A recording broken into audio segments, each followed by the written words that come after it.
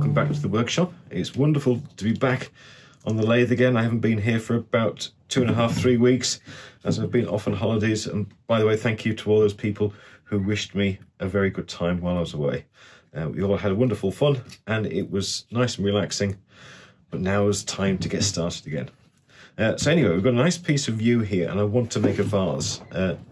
I did mention on one of the previous videos before I went away that I didn't have a steady rest, but I was going to order one. Anyway, it's now arrived and we're going to take a look at it a little bit later on in the video, but I want to do something to utilize the new steady rest. So we're going to make a vase. And I'm going to use this very, very well seasoned piece of yew. It's been seasoned for about 30 years. So it is going to be hard as nails, but it's going to be a lot of fun to turn.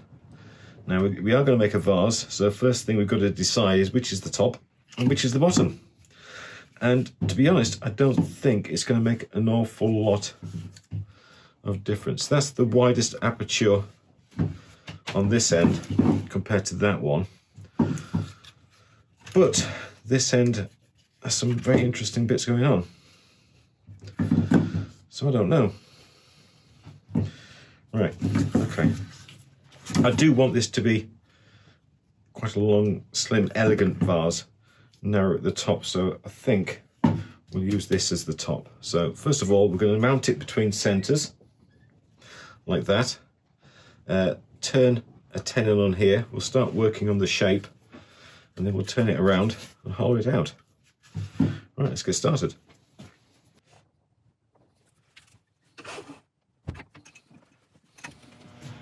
Okay, we're all set up and ready to go. I've sharpened up my roughing gouge. This is a 1-inch spindle roughing gouge from Record Power. We're going to be turning at about 750 RPM. Initially we're going to try and get a nice even surface. We'll just get through some of these big bits and then we'll start to think about a shape.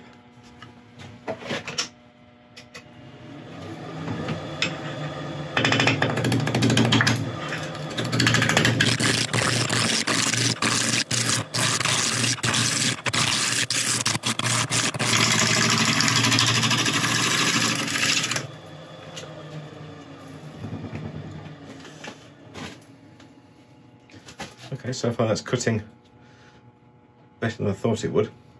We do have a few cracks in this piece, which, especially this long one along here, which we are going to turn away, probably on the extremities, but it may feature in the middle in some way. Right. If you are fairly new to turning and you're scared about putting the tool against the spindle, or whatever you're turning, the best advice I can give is, first of all, keep the handle nice and low and just rub the spindle or whatever you're turning against the bevel. When it's rubbing, you can just slowly raise the handle until it starts to cut. Okay, then you'll feel a lot more control to be able to just gently engage it and then start moving it along the piece. I'll just show you that. So, rubbing, raise the handle, starts cutting, and you move it along the piece. Okay, right, let's continue to try and get this into some sort of round shape.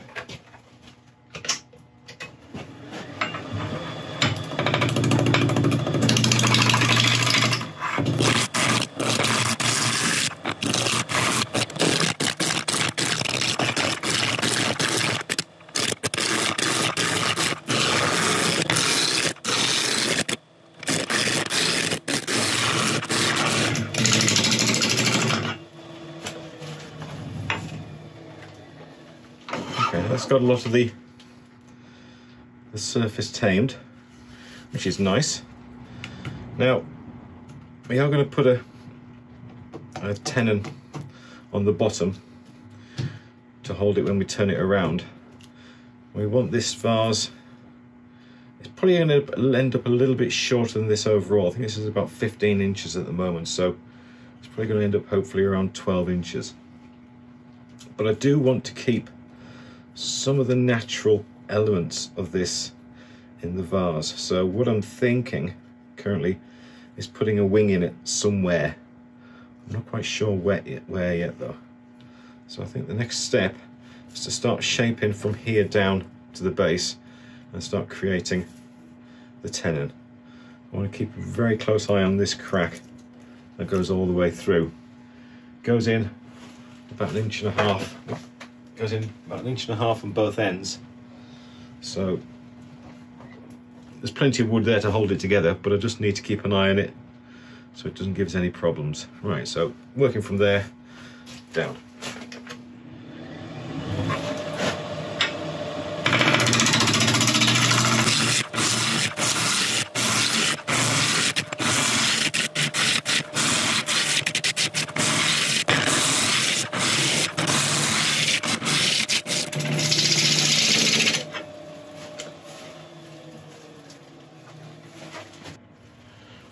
Okay, I've done a few measurements and I'm going to use the 50mm jaws for the tenon, and that'll allow me to get the bottom nice and thin to get rid of this crack.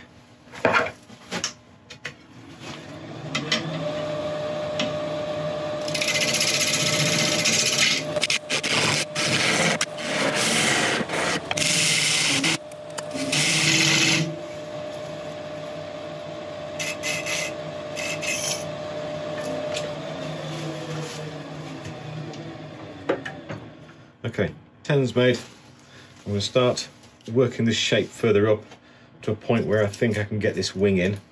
It's going to need to be about 1/3 of the way down in order to balance, I think. Now we've taken some of the rougher edges off, we can pick up the speed. We're now going to be turning at about 1100 RPM.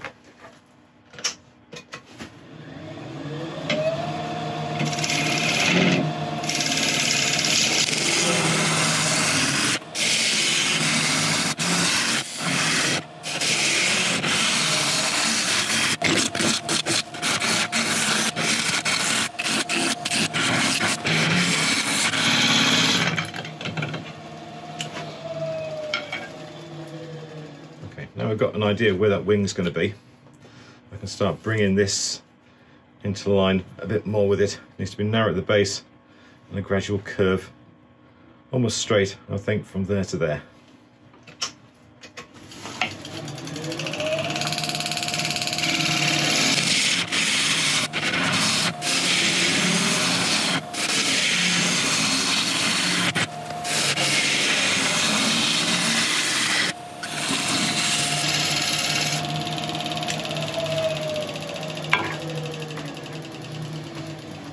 Okay, quite like that.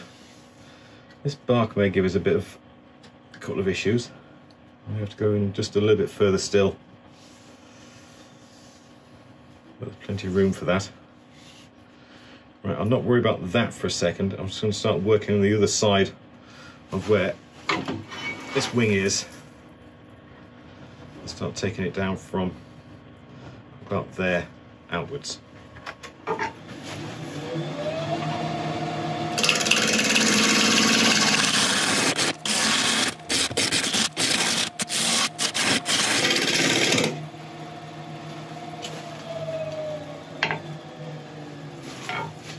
Okay, I'm liking this shape. I still think it needs to come in a little bit narrower, which would give us the top of the piece around there. This dip, not a lot we can do about that. It's too deep, and there as well, it's too deep to overcome in normal ways. So we'll just make do with them. Right, okay, back onto this side.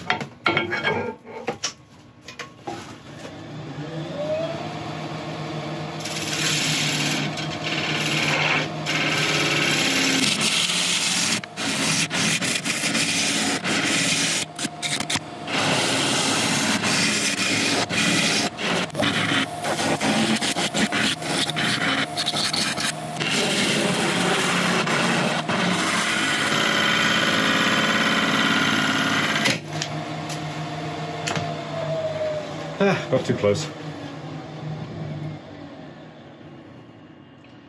No damage. Oh, sugar.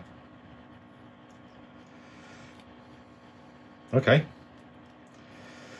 Just drifted too close to that edge with the bowl gouge and it's torn out. That piece. I would normally try and glue that in, but there's too many splinters up at this side. Right, looks like a redesign, doesn't it? Okay. Right.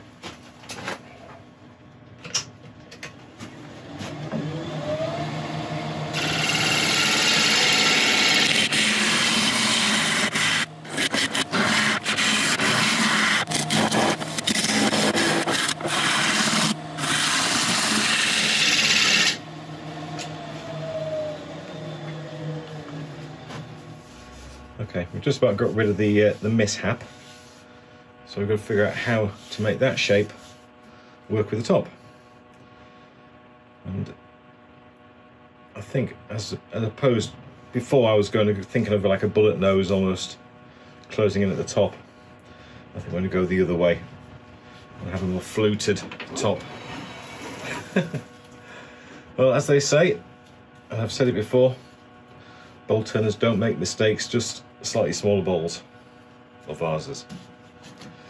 Right.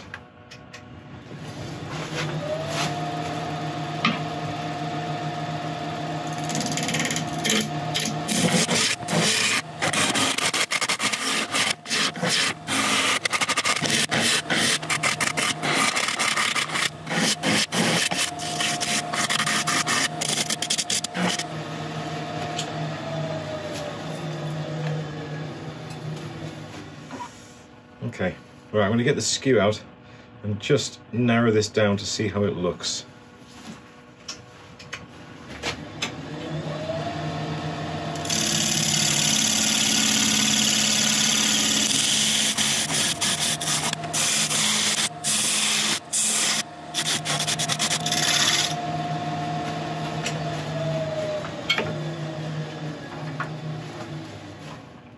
It would need some interesting sanding. It might work. I think I need to round over the edges. Looks a bit forced at the moment. If I rounded those over, sanded around it, it might work. Let's just round over the edges a little bit.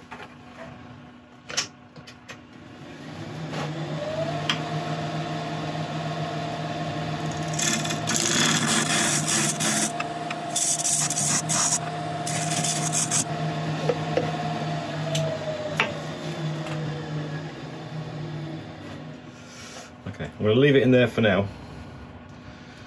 We can always remove it if we hate it later on. But I'm just going to quickly get the gouge now. I'm working with that on the skew just to get these to match and be level.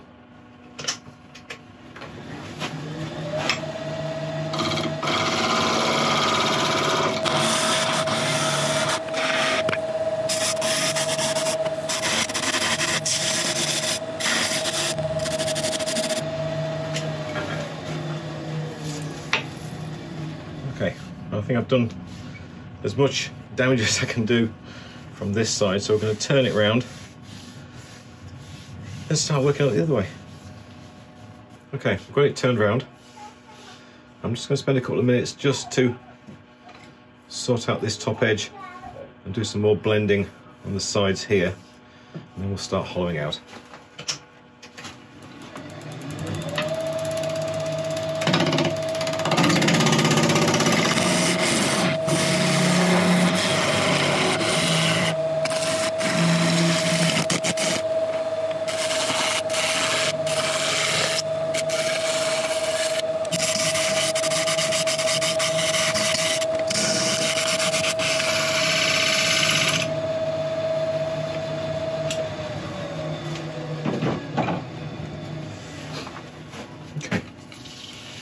Excellent, right, now I think it's time to bring up the steady rest.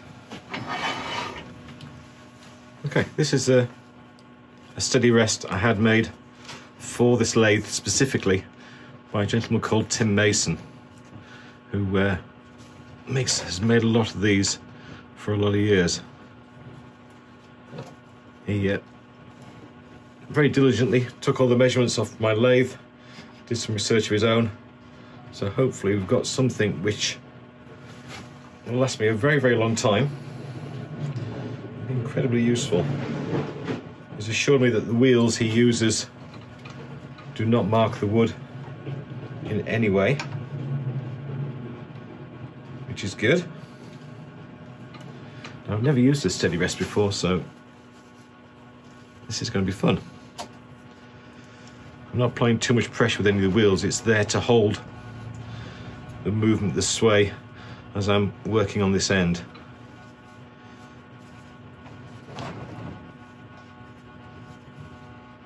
It's got a metal plate which sits between the bed and another one at the bottom which turns sideways and locks it in place.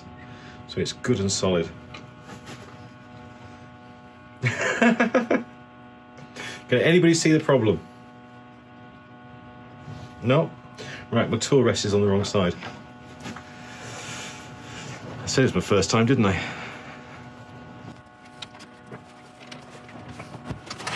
That needs to be on that side.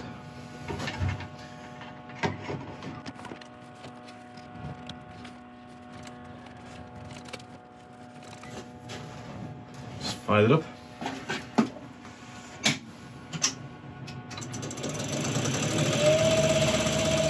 Okay, that looks good.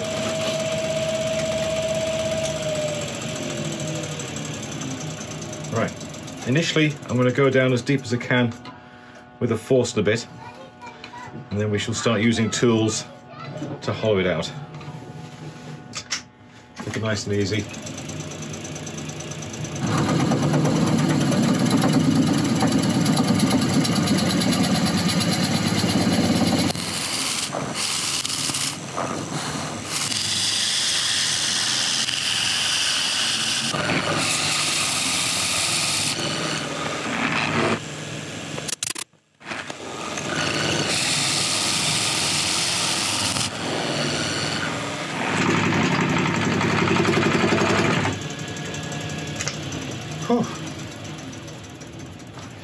That's the deepest I've hollowed anything ever, so we'll let that cool down a little bit and then we'll carry on. Okay, before I start hollowing out, I'm just going to flatten off this top, get rid of some of the problems I've got, like that.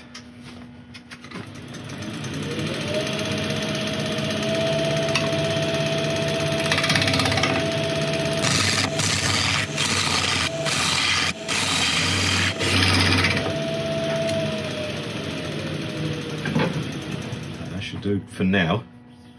Right, now in the past you've seen me hollowing quite a lot with this little Hope tool, and I'll be using this probably at the start, but I've also gone and invested on this tool, which is the other one's big brother, and this one's going to be able to get me to pretty much all the way to the bottom. Now at the bottom that's about 10 inches depth, so in order to be able to keep control of this long thing, I've got a long handle as well to go with it, so if I need to bring this into play I will do, but until then we'll make a start with this.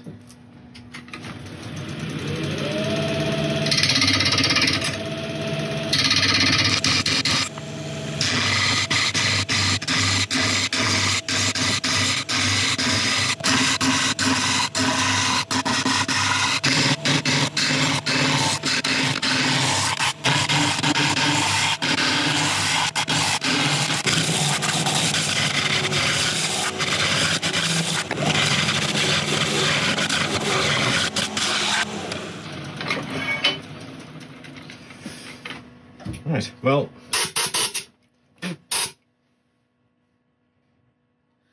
I think that's done pretty well. Right, I'm going to sand the inside, or as far as I can get, and then we'll put some sealer on it and some finish, and then start worrying about the outside.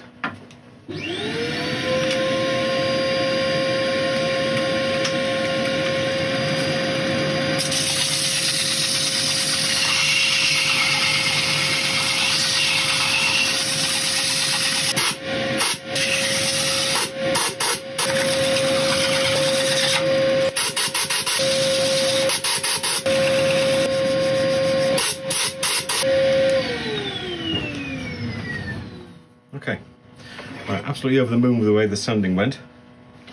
So now is the time for us to take away the steady rest so we can finish the outside.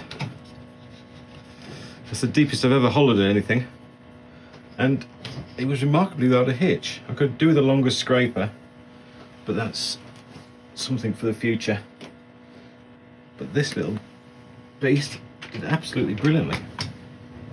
So that's the metal plate that sits between in the middle of the bed, and then that just twists to lock it underneath, and you just tighten it up with that screw. And job's good. Well, thanks, Tim. That is brilliant. If you need a steady rest, I'll put a link to Tim's details at the bottom of the video, so you can get in touch with him. I'm not being paid by Tim to say nice things about his work. I've paid full price because I always believe in supporting the smaller guy who does this kind of thing for a living. Okay, right. Let's get this safe to sand. Okay, now in order to keep this safe and to stop it spinning off while we're sanding and doing our trimming to it, I've got a baseball and a bit of neoprene here, which I'm going to fold up and shove into the neck and wedge that down with the tailstock. That should hopefully give us enough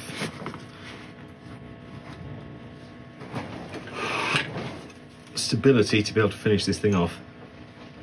Now, I'm using a neoprene because if I didn't, I know for a fact I would never get the baseball back out of there. Right, that should do it. Right, I think first of all I'm going to spend a bit of time with the Dremel with the sanding bit on and see what I can make of this rather ugly looking wing we've put on. Okay, all set up. Not quite sure exactly what look I'm going for, so I'm going to have a mess around and see what comes out at the end. I'm going to be using safety goggles and a mask, and I'll turn on the extraction as well, and we'll get started.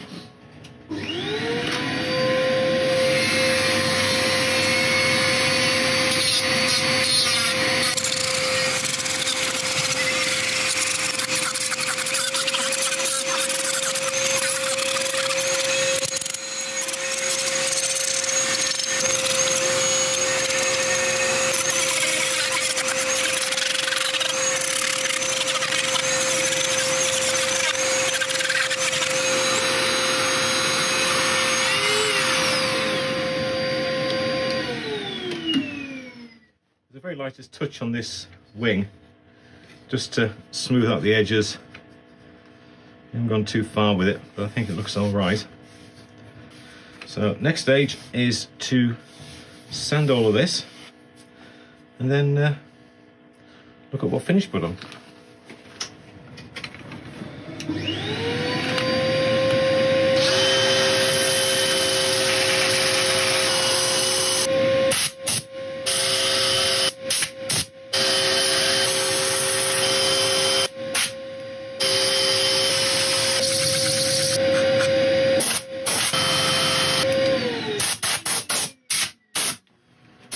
Wonderful. Right, we've got to part this off and then we can put a finish on it. And I'm thinking Danish oil. I've never used Danish oil on you before, so I think we're going to give it a go.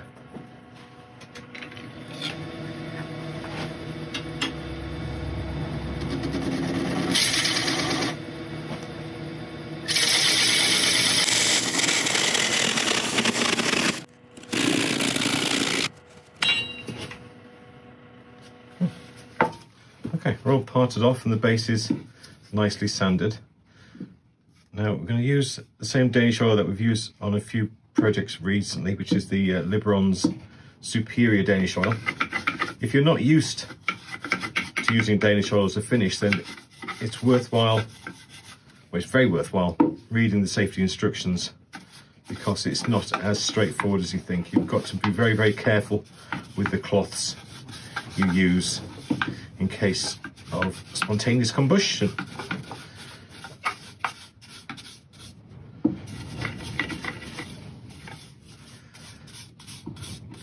I'm I'm thinking this is probably going to need about 4 or 5 coats of Danish oil. I'm going to leave it about 6 to 7 hours between each coat. But before we start the next coat, we're always going to rub it down with a bit of wire wool. You can't really see from these cameras, but the inside's looking beautiful.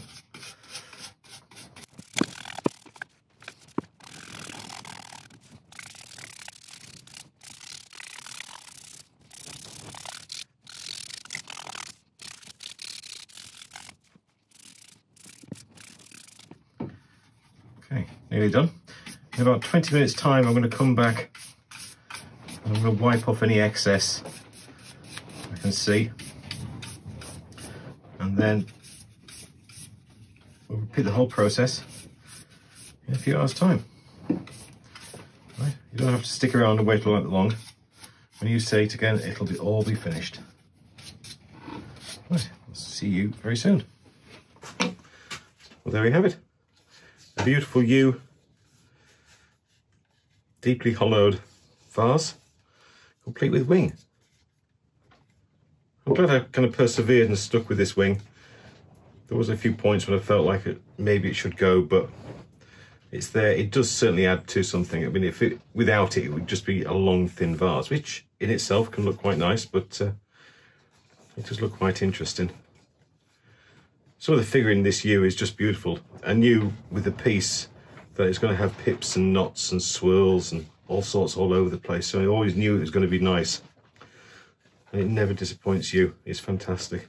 It's had 4 coats of Danish oil. It probably could do with another couple and then polished up, but I shall be doing that after this. But I needed to get this video out.